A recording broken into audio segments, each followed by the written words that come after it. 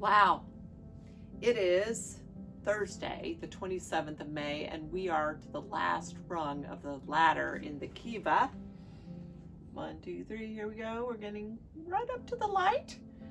You can see the light streaming in there, this beautiful round sacred room for the Pueblo Indians.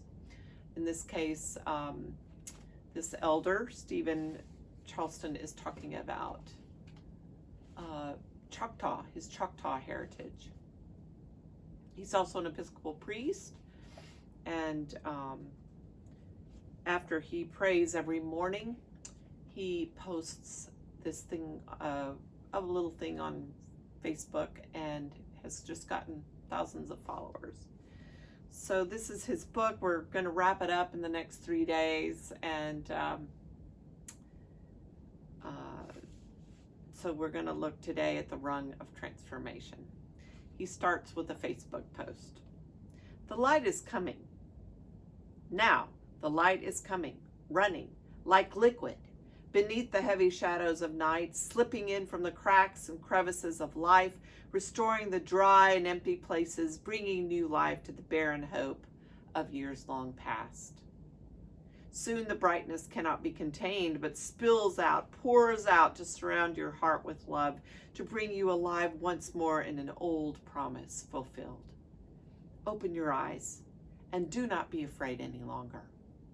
For now the light is coming, coming quickly, coming to you, and nothing, not even death, will be able to stop it. And he does some commentary. Like many other Choctaws, I have made my pilgrimage to the Holy Lands. That means I have gone to the present state of Mississippi, or Chattahoochee, the Choctaw homeland. This is where my people lived before the Trail of Tears. A few years ago, I went there to go to Nanewiah, and pray where my brother's ashes are scattered. He died early from pancreatic cancer, and being returned to Nanewiah was a way for him to have the traditional communal burial of our ancient tradition. Nanewiah is a large earthen mound. It is about 25 feet tall, tucked away in a rural area of Winston County, Mississippi.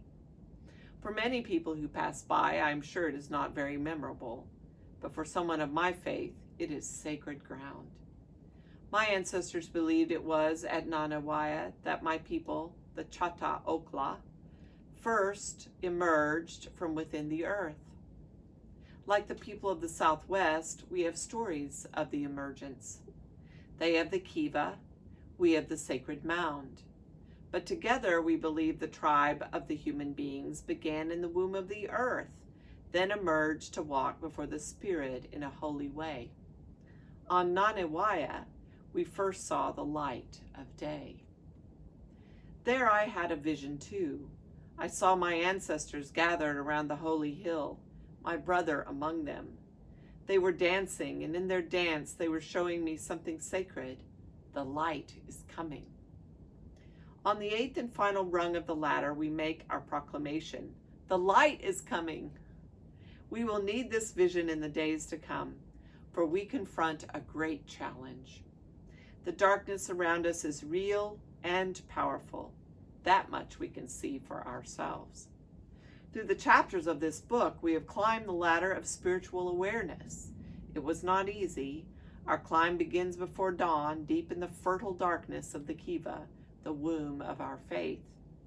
Embracing that faith, that acceptance of the Spirit's presence in our lives, we began our ascent. Along the way, we received the Spirit's blessing. We began to hope, and by so doing, we released into the world a power greater than fear. We did away with old prejudices in the light of that hope, and we became a community of diversity and inclusion. We became active agents of change. We found the courage to tell the truth. And finally, we felt the renewal of our hearts and minds as we stepped up to embody the light we sought to see, but now have become. And this is a Facebook post. Today, I believe. There are days when I feel so discouraged that I'm not sure it is worth turning on the news. This is not one of them. There are days when I doubt the human family will ever live in peace and respect. This is not one of them. There are days when I think healing has passed me by. This is not one of them. Today I believe in the final victory of hope over fear. I believe in the worth and dignity of every human being. Today I believe all will be well with me through the love and grace of the Spirit. I may have bad days again, but this will not be one of them. I have a choice, and today I choose to stand again as a believer in the future before me. A believer in the future before me. Some days I believe I can change the world. This is one of them. That's great. And back to his commentary.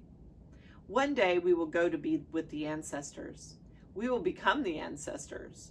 And when that day comes, what will those left in this reality say of us? Will they say we set an example for them to follow? Will they say we cherish the highest values of our people? Will they remember us as defenders of Mother Earth? What we choose to do or not do makes a difference. Our climb up the ladder to the light is for a reason. This climb is for a purpose. It means we are able to shoulder our tradition, carrying it with us as we climb. It means we do not climb alone, but with every other member of the tribe of the human beings, without exception. It means we adapt to change and learn new lessons. The light we seek is liberation. It is freedom. Freedom to live without fear. Freedom for human beings to live in dignity. When we reach the light, our climb is complete, but our journey has just begun. The climb is transformation. The light is transcendence. My brother sleeps with the ancestors beneath the green earth of the Nanewaya. The light he knows is constant because he has emerged into the future where what we dream becomes reality. There is a ladder of light before us, if only we will see it. The link between this world and the world to come is real. It has substance. You can feel it. It is the tangible faith we have to put to use, the actions we take, the words we speak, the visions we serve. Native American tradition is deeply mystical, but also practical. My ancestors would say this kind of close partnership with the Spirit is part of the blessing of kinship. This experience is all around us if we are awake enough to see it. The vision the Spirit offers is not for the few, but for the many. Through her love, she makes prophets of us all. The ladder to the light is within you. No matter how dark the world may seem, the ladder is always there, waiting for you to make your climb. You do not have to be a saint to gain spiritual awareness or engage in spiritual action. Be only who you are, a person. Who cares? Be intentional about making your climb one step at a time. Each rung, is a lesson and experience, a part of your formation. As you grow in each step, you become stronger and more effective in making change happen. One of the darkness's strategies is to make us feel too weak and too small to make a difference. The Kiva tells us otherwise. This book's message is that every human being has the ability to walk the path of blessing. We are all called.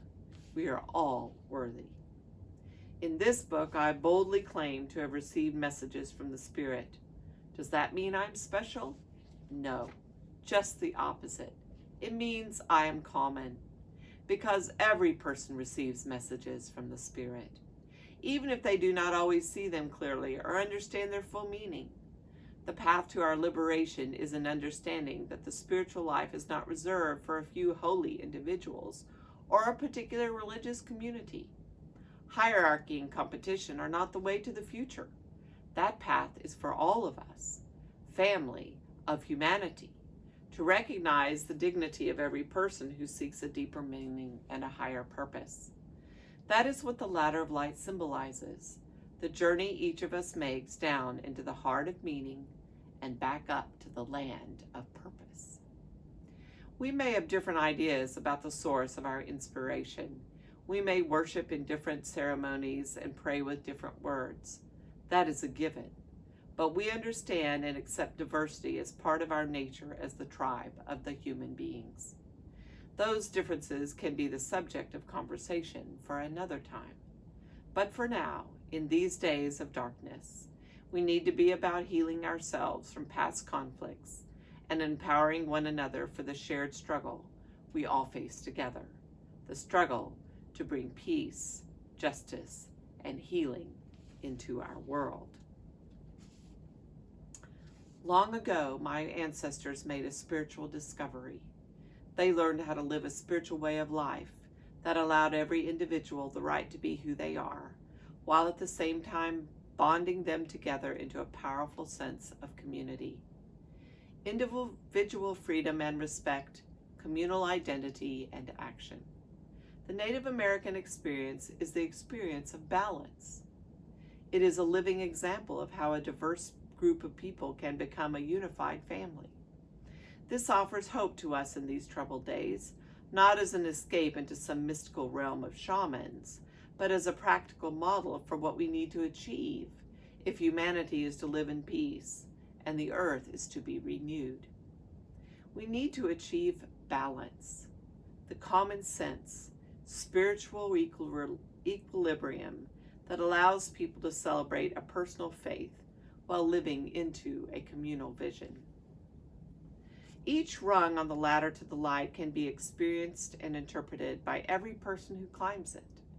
The important thing is that we climb it together, and that in doing so we move in the same direction toward peace and the preservation of our environment. Rather than standing in the darkness, squabbling over politics and religion, we could be climbing together to find shared solutions. Native American tradition and history show us that is not only possible, but relatively simple. It is as easy as saying a single invocation, I believe we are all the same. When I was a child, I was surrounded by many images of exclusion. Our town was segregated into a white section and a black section. The town had separate schools, separate churches, and even separate public toilets. Our town was also separated by religion.